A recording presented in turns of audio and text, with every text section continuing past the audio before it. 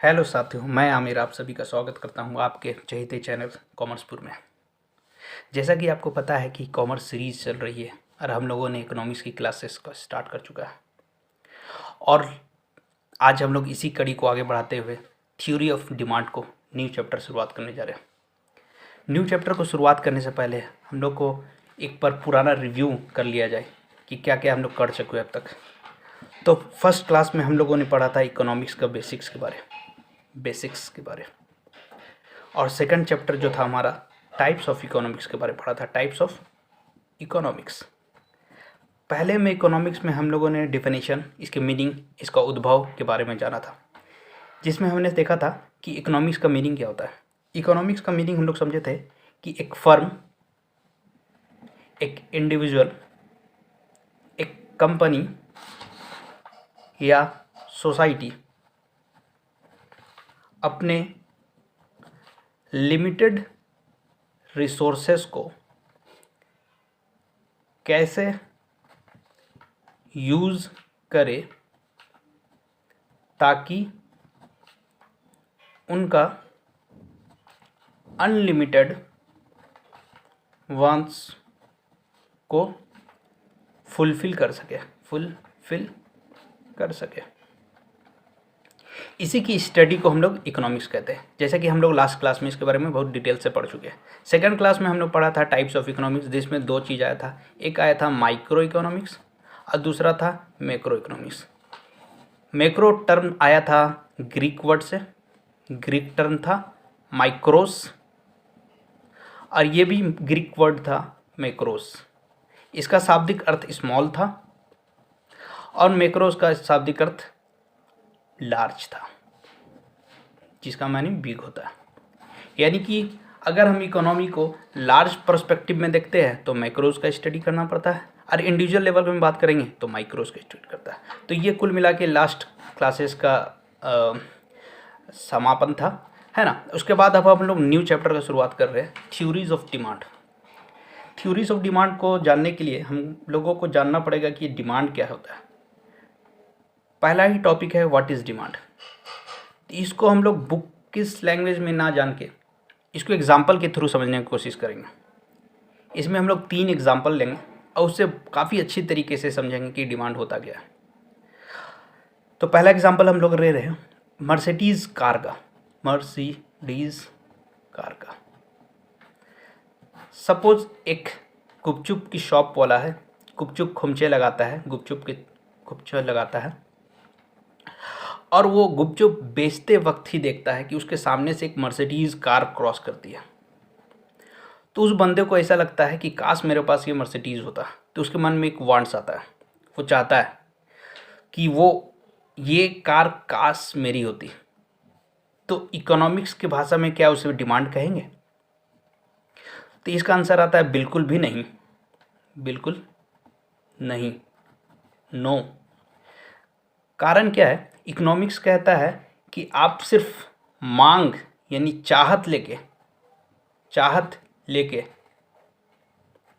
Demand नहीं create कर सकते। यानी उस आदमी के पास एबिलिटी नहीं था, परचेजिंग पावर नहीं था। अगर एबिलिटी होता या परचेजिंग पावर होता तो इसको हम डिमांड की कैटेगरी में डाल सकते थे। तो पहला पॉइंट जो हमारे सामने निकल के आया कि डिमांड होने के लिए एबिलिटी होना ज़रूरी है, उसके पास परचेजिंग पावर होना ज़रूरी है। हम लोग काम करते हैं, इसी एग्जांपल को आगे कंटिन्यू करते हैं। आप सभी लोगों ने नाम सुना होगा MSD का, ऑफ कोर्स हमारी शान महेंद्र सिंह धोनी। अब ये तो हमें पता है कि ही इज़ एबल, उनके पास इतना पैसा तो है कि मर्सिडीज़ ले सकते हैं, बट उनको ये गाड़ी पसंद ही नहीं है। तो क्या ये इकोनॉमिक्स के टर्म में डिमांड कहलाएगा? अगेन आंसर आता है नो। यानी कि दूसरा जो पॉइंट हमारे सामने निकल के आया वो बोलता है कि डिज़ायर होना बहुत ज़रूरी है एक डिमांड को कंप्लीट करने के लिए। डिज़ायर होना यानी कि विलिंगनेस, इसी को हिंदी में कहेंगे हम लोग तो कहेंगे चाहत होना ज़रूरी है।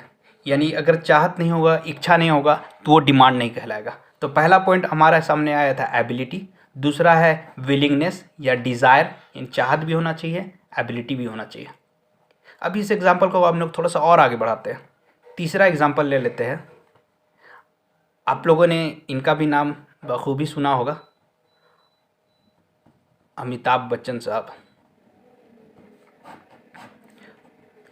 इन्हें हमें पता है कि इनका एबिलिटी है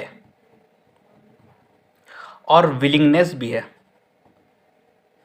बट ये क्या कर रहे हैं, अगर गाड़ी का रेट 1 करोड़ है, 1 करोड़ की गाड़ी है, लेकिन ये चाहते हैं कि हम 90 लाख में वो गाड़ी मिल जाए, तो इस सिचुएशन में क्या इकोनॉमिक्स कहता है ये डिमांड होगा?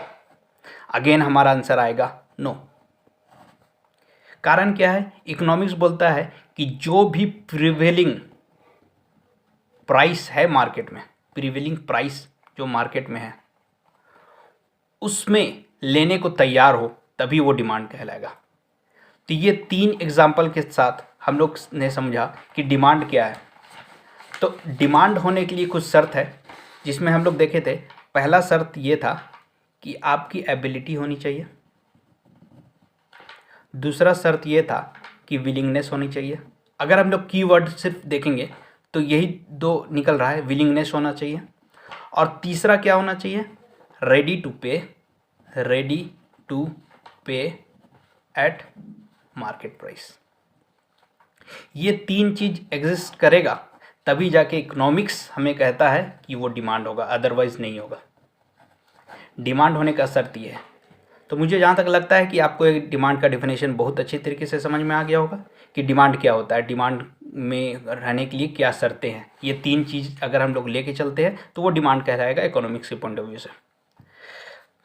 खैर, तो जैसा हमें पता है कि अगर demand rate wise, price wise decide हो रहा है, तो अगर शेड्यूल बनता है, अगर ₹1 में अगर आप 4 डिमांड कर रहे हो, ₹2 में अगर 3 डिमांड कर रहे हो और ₹3 में अगर आप 2 डिमांड कर रहे हो,